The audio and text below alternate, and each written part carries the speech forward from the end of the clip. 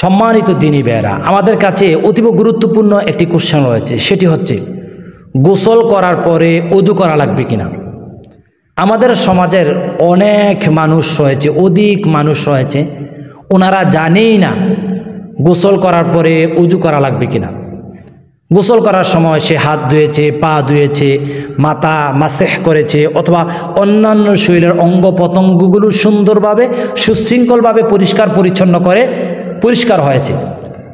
তারপরও আমরা দেখি গোসল করার পরে আবার 5 লিটার 7 লিটার 10 লিটার পানি খরচ করে ওযু করে। গ্রাম অঞ্চলে আমি যদি গভীর পুকুরের কথা বলি, সেটার বিষয়টা ভিন্ন। আমাদের শহর অঞ্চলে যারা থাকে, একবারে কিঞ্চিত কিছু পানি কালেকশন করা হয়, মোটর দিয়ে তোলানো হয়, সে পানি দিয়ে সে 10 কেজি পানি দিয়ে গোসলই করে, অথবা 20 কেজি পানি দিয়ে গোসল করে, আবার 5 কেজি পানি খরচ করে ফেলে ওযুতে। এটা একটা অপচয় আমি বলবো। আগে আমার প্রথম মাসআলাটা আপনারা জানতে হবে।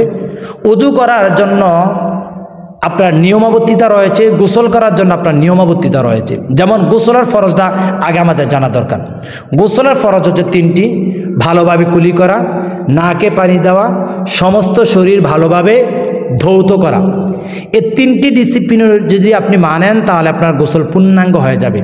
আর গোসল করার সুন্নাহ নিয়ম হচ্ছে আগে ওযু করার ডিসিপ্লিন অনুযায়ী আপনি আগে গোসল করবেন।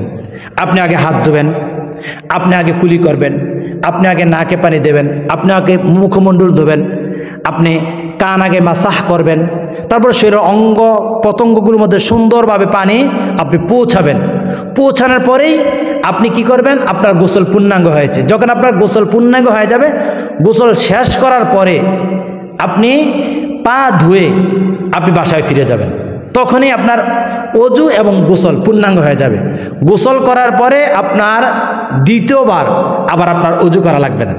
আবার বলছি, আপনি যখন গোসল করতে যাবেন, আপনার ওয়াশরুমে যাবেন, আপনি ওযুর ডিসিপ্লিন অনুযায়ী আপনি আগে প্রথম হাত ধুবেন, বিসমিল্লাহির রহমানির রহিম বলে হাত ধুবেন, আপনি কুলি করবেন, আপনি নাকে পানি দেবেন, আপনি কানগুলো সুন্দর মতন মাসাহ করবেন, স্পর্শ করবেন।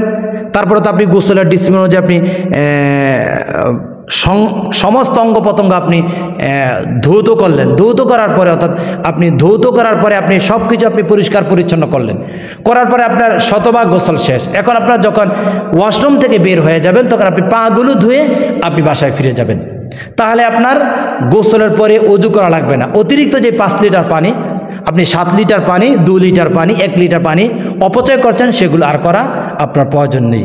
আল্লাহ সুবহানাহু ওয়া তাআলা আমাদের সবাইকে সকল বিষয় ইসলামী ডিসিপ্লিন অনুযায়ী মেনে চলে আমল করার তৌফিক দান করুক। আল্লাহুম্মা আমিন।